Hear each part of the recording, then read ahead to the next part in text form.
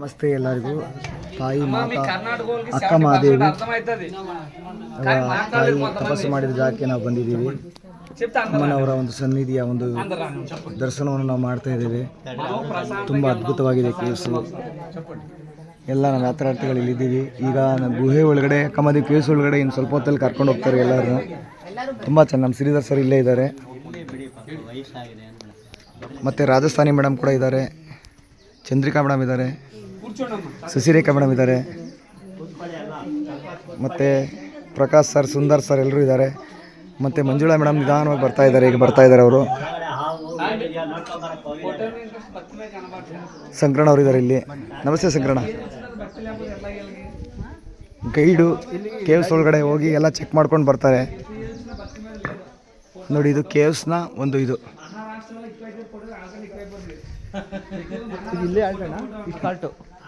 ದಾರಿ ಇಲ್ಲ, ಮತ್ತೆ ನಿಂತ್ಕೋಬೇಕು ನಾವು. ಇಲ್ಲ ಒಳಗಡೆ ಕರ್ಕೊಂಡು ಹೋಗ್ತಾರೆ ಫುಲ್ ಕರ್ಕೊಂಡು ಹೋಗಿ. ಅವ್ರು ಒಳಗಡೆ ಲೈಟಿಂಗ್ಸ್ ಹಾಕೊಂಡು ಫಸ್ಟ್ ಎಲ್ಲ ಚೆಕ್ ಮಾಡ್ಕೊಂಡು ಬರ್ತಾರೆ. ಇಲ್ಲಿ ತುಂಬ ಬಾವಲಿಗಳಿರುತ್ತೆ. ತಾಯಿ ಮಾತಾ ಜಗನ್ಮಾತಾ ವಚನಗಳ ತಾಯಿ ಅಕ್ಕ ಮಹಾದೇವಿಯವರು ಇಲ್ಲಿ ತಪಸ್ಸು ಮಾಡಿದಂಥ ಜಾಗ ಇದು. ಶ್ರೀಶೈಲ ಮಲ್ಲಿಕಾರ್ಜುನ ಸ್ವಾಮಿಯ ಸನ್ನಿಧಿಯಿಂದ ಸುಮಾರು 20 ಕಿಲೋಮೀಟರ್ ಅಂತರ ತಾಯಿಯ ಈ ತಪಸ್ಸು ಮಾಡಿದ ಜಾಗ ಇದೆ. ಇಲ್ಲಿ ಹಲವಾರು ಸಾಧು ಸಂತರುಗಳು ಬಂದು ಮಿಂದು ತಪಸ್ಸು ಮಾಡಿದಂಥ ಜಾಗ.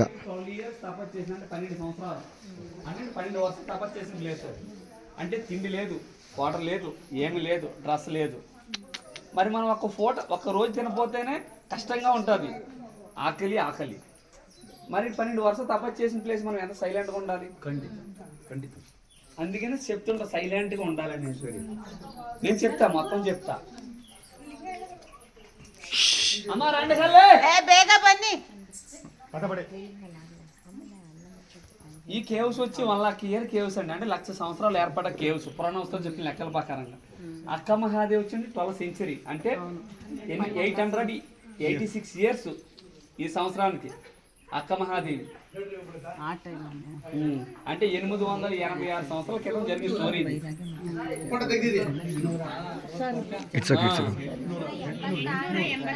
886 ఇయర్స్.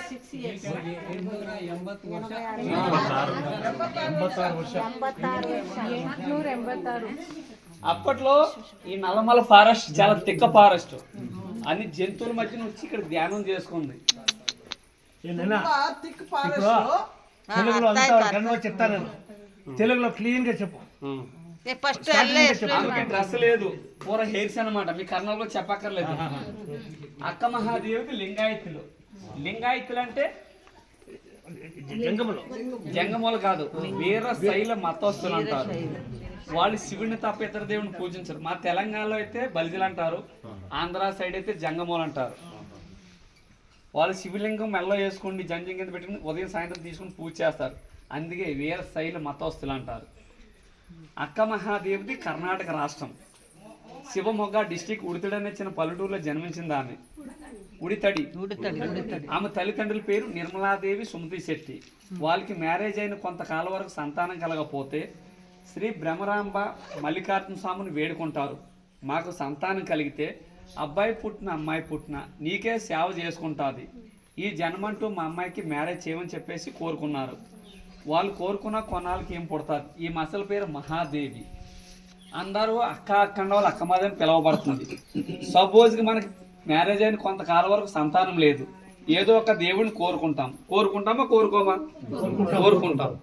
మనకు సంతానం కలిగితే దేవుడికి ముడుపుల మొక్కలు ఏమిస్తానని కోరుకుంటాం. తలనీలాలు, నేము, మనకి ఏదైనా కలిగుండీలు ఉండదు, దానం, నీ గుడికి వస్తాను కోరుకుంటాం. మరి వాళ్ళు అట్లా కాదు. అబ్బాయి పుట్టిన అమ్మాయి పుట్టిన నీకే సేవ చేసుకుంటుంది. ఈ జన్మంటూ మా అమ్మాయికి మ్యారేజ్ చేయమని చెప్పేసి కోరుకున్నారు. మరి వాళ్ళకిలా మనం కోరుకోగలమా చెప్పండి? కోరుకోలేము. వాళ్ళు ఎంత భక్తిపరులు కాకపోతే అట్లా కోరుకోగలరు. అక్క మహాదేవి చిన్నప్పటి నుంచి కూడా చాలా ధ్యానపరురాలు. శివుడిని అంటే చాలా ఆరాధన కొలిసేదనమాట. ఆమెకి ఎంత వయసు వచ్చింది, ఎంత వయసు అంటే మ్యారేజ్ వయసు. ఆమెకి ఎంత వయసు వచ్చిన తర్వాత నేను ఈ మల్లికార్జున స్వామి కోసం ఇంత సేవ చేసుకున్నాను కదా, నా జీవితానికి ఇంకేముంది, నాకు సర్వం దైవం, ఆ భర్త అంతా మల్లికార్జున స్వామి అని చెప్పేసి ఆ మల్లికార్జున స్వామి కోసం ధ్యానం చేస్తూ కూర్చుండేది నేను. కర్ణాటక రాజు ఉన్నాడు, కౌచిక రాజు, తెలిసే ఉంటుంది, జయరాం కత్తుడు. అక్క మహాదేవి ఒక స్వరూపాన్ని చూసి మ్యారేజ్ చేసుకుంటే తన్నే చేసుకోని చెప్పి తన ముఖ్యమంత్రితో కౌరు పంపిస్తాడు. తన అమ్మాయిని మ్యారేజ్ చేసుకోవాలనుకుంటున్నా, వాళ్ళ తల్లిదండ్రులకి మాట్లాడండి, వాళ్ళు ఒప్పుకోని పక్షంలో ఎండ తీసేయమని చెప్పి, అంటే తల తీసేయమని చెప్పమని ఉంటుంది, తల తీసేయమని చెప్పమని చెప్పండి. అప్పటికి ఇప్పటికి తేడాలు ఉన్నాయా? లేదు లేదు. ఇప్పుడు ప్రేమించిన ఒప్పుకోకపోతే చంపేయడాలు, యాక్సిడెంట్ పోయడాలు, అప్పుడు తలలే తీసేసేవారు. అప్పటికిప్పుడు తేడా ఏం లేదు. మంత్రి గారు చక్రమాదేవి తల్లిదండ్రులతో మాట్లాడతారు, మీ అమ్మాయిని రాజుగారు మ్యారేజ్ చేసుకోవాలనుకున్నాడు, మీ షరతులు ఏంటని అడుగుతారు. మా అమ్మాయి శివుడి వరానికే పుట్టింది, శివుడికే సేవ చేసుకుంటా తప్ప ఈ జన్మంతూ మా అమ్మాయికి మ్యారేజ్ చేయమని చెప్తారు. వాళ్ళు కోపం యాక్సిడెంట్ వెళ్ళిపోతారన్నమాట. ఎందుకంటే అటువంటి మహారాజు మాటలనే ధిక్కరిస్తారని చెప్పేసి. అక్క మహాదేవి తల్లిదండ్రులు బాధపడుతుంటే అక్క మహాదేవి పూజ మందిరంలో చూసి మీరు ఎందుకు బాధపడుతున్నారు, అసలు ఏం జరిగిందని అడుగుతారు. ఇట్లా రాజుగారు సందేశం పంపించారని ఇది సంగతి అని చెప్తారు. ఓహో ఇది నా సమస్య, నేను తేల్చుకుంటాను, మీరు ఎవరో బాధపడొద్దని చెప్పేసి అక్కడి నుంచి రాజుగారి దగ్గరికి వెళ్తాది. రాజా నన్ను మ్యారేజ్ చేసుకోవాలి మీరు అనుకుంటున్నారు కదా, నేను చేసుకుంటాను కాదన్ను, నాకు 3 షరతులు కావాలి, ఈ 3 షరతులకి మీరు అంగీకరిస్తేనే మ్యారేజ్ చేసుకుంటా, లేదంటే చేసుకొని ఉంటుంది. సరే నేను చెప్పి నేను చెప్తానంటాడు. ఫస్ట్ షరతు ఏంటంటే మీ మతం నుంచి మా మతం మారాలి. అక్క మాదేవి లింగాయతులు, రాజుగారి జయరాం సత్తులు.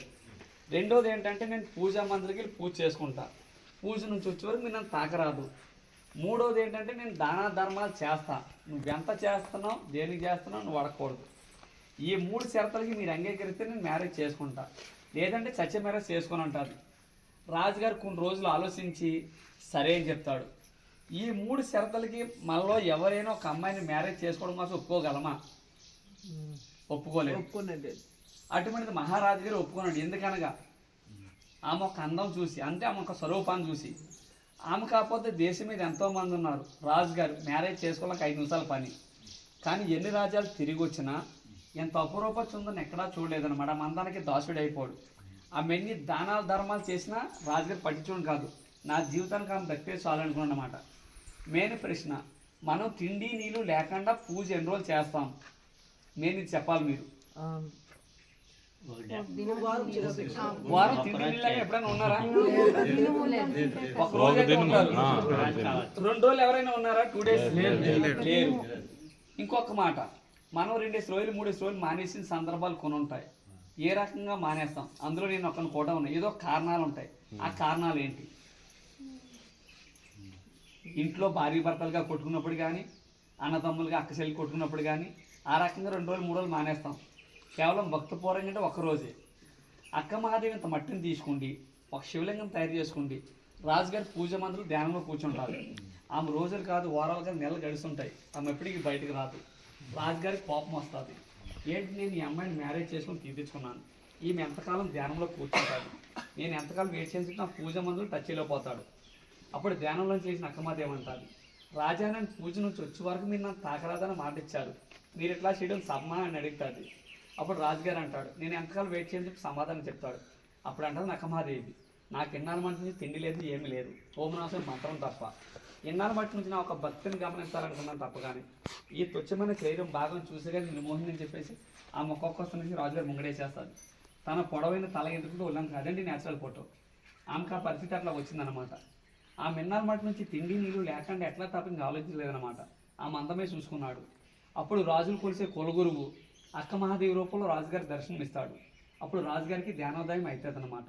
అమ్మ నేను యామహంతో చాలా తప్పు చేశాను, నన్ను క్షమించమని చెప్పేసి ఆమె కాళ్ళపడి క్షమాపణ వేడుకుంటాడు. నారాజులో ఉండి తల్లి నువ్వు ఎక్కడికి వెళ్ళొద్దు, నీకు ఏం కాలం నేను చూసుకుంటానంటే, లేదు నా స్వామి దగ్గరికి వెళ్ళిపోతానని చెప్పేసి కర్ణాటక నుంచి కాలినడకన ఒంటి మీద నూలు పోగు లేక ఇక్కడ మల్లికార్జున స్వామి దర్శనానికి వచ్చిందండి ఆమె. అక్కడ ఈ మల్లికార్జున స్వామి దర్శించుకోండి. ఆమె తపస్సు చేసుకోవడానికి నల్లమల ఫారెస్ట్ అంత ఎదుగుతుంటే ఆమెకి వస్త్రాలు లేవు, తల ఇంటికిలే వస్త్రాలుగా ఏర్పరచుకుంది. ఏ నరమానుడు కంటకపడకూడదు నల్లమల ఫారెస్ట్ అంత ఎదుగుతుంటే వనదేవత ప్రత్యక్షమై అమ్మాని ఒక దైవ సంకల్పంతో వచ్చో పలానా చోట ప్లేస్ ఉంది, ఆ ప్లేస్లో నువ్వు ధ్యానం చేసుకో, ఏ నరమానుడు నీ కంట కనబడ్డని చెప్పేసి అక్క మహాదేవి కేవ్స్ లోపల ఇడిచిపెట్టి వెళ్ళిపోయిందంటాన్ని. అక్క మహాదేవి కేవ్స్ లోపల 12 years తపస్సు చేసి చరిత్ర ఉంది ఆమెకి. ఆమె తపస్సుకు మెచ్చి బ్రహ్మరాంబ మల్లికార్జున స్వామి ప్రత్యక్షమై ఒక స్వయంభూ శివలింగాన్ని నిలిపించారు కేవ్స్ లోపల. మన శ్రీశైలంలో ఉన్నది జ్యోతిర్లింగం, ఇదేమో స్వయంభూ లింగం. మన శ్రీశైలంలో లింగానికి 1000 రూపాయలు పెట్టి మనోభిషేకాలు చేస్తాం, లేదంటే పూజలు చేస్తారు. ఈ కేవ్స్ లోపల ఉన్న లింగానికి న్యాచురల్గా అభిషేకం జరుగుతూనే ఉంటుంది. ఇక్కడ 365 డేస్ కంటిన్యూ అభిషేకం పడుతూనే ఉంటుంది. కానీ ఆ పడే వాటర్ ఎక్కడి నుంచి వస్తుంది, ఎవరికి అంతసేకన ప్రశ్న అండి. ఇప్పుడు వరకు లింగం హైట్లో ఉంటుంది, కొండ మీద బుడుపు ఉంటుంది. ఆ బుడుపు నుంచి 10 మినిట్స్కో 15 మినిట్స్కో డ్రాప్ లింగం మీద పడుతుంది. లింగం ఇట్లా టచ్ అయ్యేటప్పుడు చూస్తే కనబడుతుంది. అది సహసిద్ధంగా పడే అభిషేకం అనేది ఎవరు ముట్టుకుని మైలుపరచదు. లింగం అయితే టచ్ చేయొచ్చు. ఆమె ఇక్కడ కొంతకాలం తపస్సు చేసి కదిలివనం చెప్పాను కదా, ఆమె అక్కడికి వెళ్ళి కొంతకాలం తపస్సు చేసి అక్కడే శివుడిలో ఒక జ్యోతి లోపల ఐక్యమైపోయింది. ఆమె చనిపోలేదు, సమాధి అయిపోలేదు, ఎవరిని మ్యారేజ్ చేసుకోలేదు. శివుడిలో ఒక జ్యోతి లోపల ఐక్యమైపోయింది. మీలో శ్రీశైలం లింగం తాకిన వాళ్ళు ఎవరైనా ఉన్నారా? ఇంతకుముందు ఎప్పుడైనా కానీ జ్యోతిర్లింగం లింగం తాకడానికి వెళ్ళే వరకు అయితే గర్భగుడిలో విగ్రహాలు కనబడతాయి. మీరు గర్భగుడిలోకి వెళ్ళేటప్పుడు ఫస్ట్ ద్వారం దాటినండి లెఫ్ట్ సైడ్లో బ్లాక్ విగ్రహం ఉంటుంది, గమనించారు కదా, ఆమె అక్కమాదేవి. మీ లింగం తాకలేని వాళ్ళు ఎప్పుడైనా తాకడానికి వెళ్తే గమనించండి, రైట్ సైడ్ 2 విగ్రహాలు ఉంటాయి. యామారెడ్డి మల్లమ్మ, సిద్ధరామప్ప. వీళ్ళు ముగ్గురు కూడా కర్ణాటక వాళ్ళే, మనకలాగా మానవ జన్మ ఎత్తిన వాళ్ళే. శ్రీశైలం గర్భగుడిలో పెట్టారంటే వాళ్ళు ఎంత భక్తపరులు అనేది ఒకసారి ఆలోచించండి. మనకలాగా మానవ జన్మ ఎత్తిన వాళ్ళ విగ్రహాలు తీసుకెళ్ళి భూ ప్రపంచంలో ఎక్కడైనా చూసామా? శ్రీశైలం గర్భగుడిలో తప్ప ఎక్కడా లేవు. ఎంతోమంది గుళ్ళు కట్టించిన వాళ్ళు ఉంటారు, వాళ్ళ విగ్రహాలు ఎక్కడైనా పెట్టడం చూసామా? వాళ్ళను కట్టించారని రాస్తారు. అంత భక్తపరులు కాబట్టి శ్రీశైలం గర్భగుడిలో దేవతకి అని కొలుస్తున్నారు. మెయిన్ శ్రీశైలంలో లింగం తాకే ముందర మనం ఫస్ట్ ఎవరిని తాకుతామంటే అక్కమాదేవిని తాకి శివుడి దగ్గరికి వెళ్తాం. వాస్తవానికి ఇక్కడ కూడా అంతే, ఫస్ట్ శివలింగం తాకి అక్కమాదేవి దగ్గర రావాలి. అక్కడ ప్రత్యేకత అది, ఇక్కడ ప్రత్యేకత ఇది. అప్పుడు అక్కడైతే అక్కమాదేవి దర్శించుకోవాలి. ఓకేనండి. ఇదండి రాతి శిలాపూర్ణం. తిరుపతిలో చూసుకుంటే 24 ఫీట్ ఉంటుంది. ఇది 200 ఫీట్ పొడుగు, 24 ఫీట్ వెడల్పు. న్యాచురల్ ఒకటే బండ. మన భారతదేశంలో కల అతిపెద్ద రాతి శిలాపూర్ణం అండి.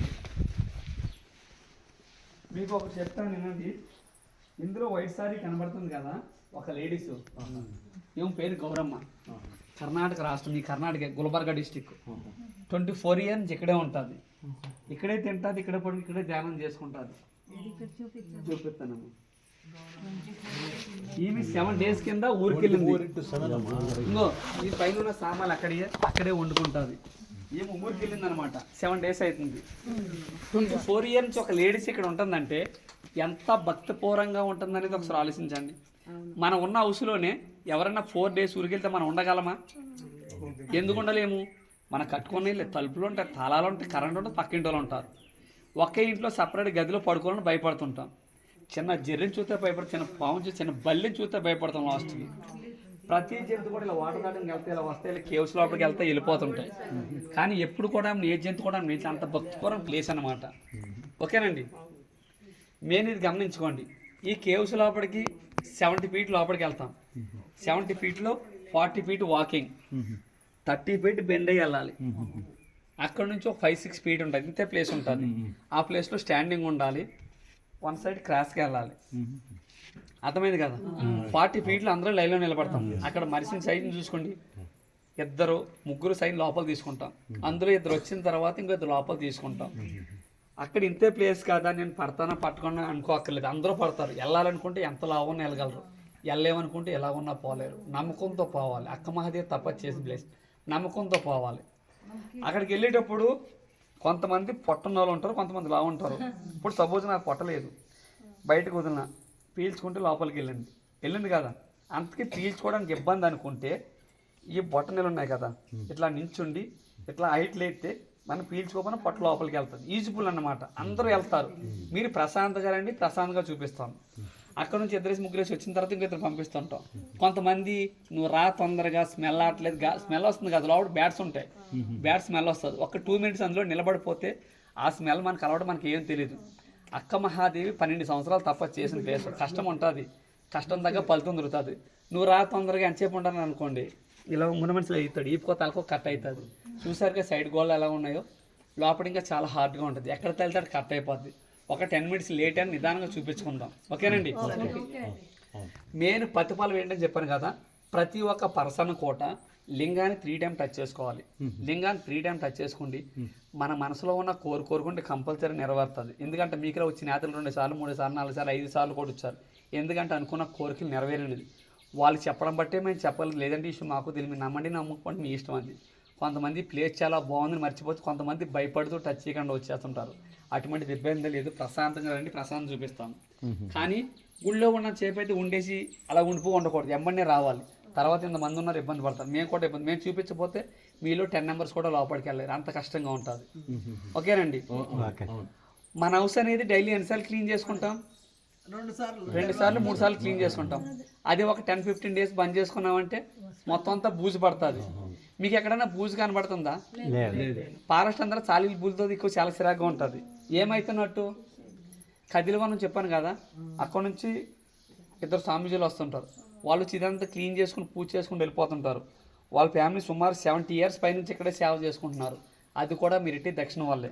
ఎవరైనా రూపాయి పెడితేనే శుభ్రం చేసేది, రూపాయి పెట్టకపోతే ఎన్నాళ్ళు శుభ్రం చేస్తారు? వాళ్ళు శుభ్రం చేయటం మనం ఉన్నాయి సార్, లైట్లు అందరూ వేసుకోవాలి. వాళ్ళు శుభ్రం చెప్పితే మనం వెళ్ళగలుగుతాం, లేదంటే వెళ్ళలేమన్నమాట. చాలా కష్టంగా ఉంటుంది. వాళ్ళు తాగడానికి దేనికి ఉపయోగించరు, తినడానికి ఎవరైనా కదిలివనం వస్తే వాళ్ళకి అన్నదానం చేయడానికి ఉపయోగిస్తారు. ఇక్కడ శ్రీశైలంలో ఒక మనిషికి దానం చేశామంటే కాశీలో 10,000 మందికి దానం చేసినంత ఫలితం ఐషు మన అందరూ తెలుసున్నది. ఇక్కడికి వచ్చిన ప్రతి ఒక్కరు కోట 50 రూపాయలు కానీ, 100 రూపాయలు కానీ, 200 కానీ, 300 కానీ, 500 కానీ దక్షిణ పెడతారు. మీరు ప్రతి ఒక్కరూ దక్షిణ పెట్టాలనుకుంటే ఇక్కడే చేతితో పట్టుకోండి, దయించి మాత్రం లోపల తీయొద్దు. అక్కడ ఏది పడుకున్నా కనబడదు. ఒక సైడ్ క్రాస్కి వెళ్తాం, జేబులోంచి కానీ, బ్యాగ్లోంచి కానీ, పర్సులోంచి తీసుకొని రావు. అందుకే ముందే చేతితో పట్టుకోండి. లింగాన్ని 3 సార్లు ముట్టి దక్షిణ వాడు కొట్టి వాపస్ రండి. అంటే 51 కానీ, 100 కానీ, 200 కానీ, 500 కానీ దక్షిణ ఉంటే చేతితో పట్టుకోండి. లోపల మాత్రం ఎట్టి పట్టులో తీయొద్దు, చీకటిగా ఉంటుంది, ఏం కనబడదు. ఏదైనా పడుకున్నా కనబడదు. సెల్ ఫోన్ టాస్క్ ఉంటే ఆన్ చేసుకోండి.